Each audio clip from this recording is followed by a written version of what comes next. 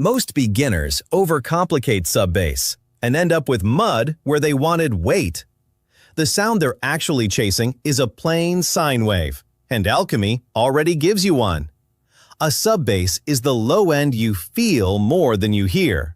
Create a software instrument track and load Alchemy. At the top of the plugin, in the name bar, click File and choose Initialize Preset. That clears every parameter back to a plain starting point, so nothing from a factory preset colors your sound. Play a note and you'll hear a sawtooth, which is what Alchemy defaults to. Switch to Advanced View, then click Sources and load VA. Now open the waveform list and go into the Basic folder. Choose Sine. A sine has no harmonics above the fundamental, so all the energy sits on the note you play, which is what separates a sub from a regular bass. Before you move on, check two things. First, keep the sound mono and centered.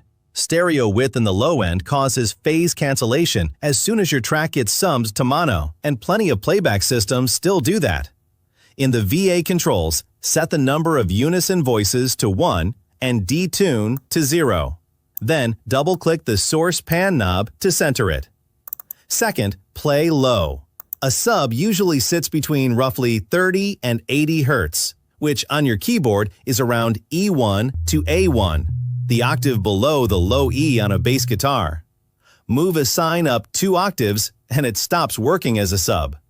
On laptop speakers and cheap earbuds, you will barely hear this, and that is normal. A pure sine has nothing in the mid-range for small drivers to reproduce. Judge it on headphones or monitors that reach low, and lean on a spectrum analyzer until your ears catch up. If you need the bass audible on small speakers, layer a second bass with harmonics over the top, and keep this sine underneath as the foundation.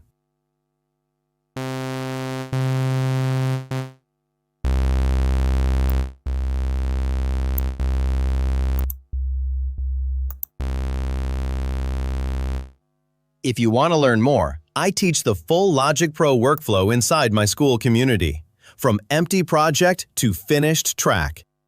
Link in the description.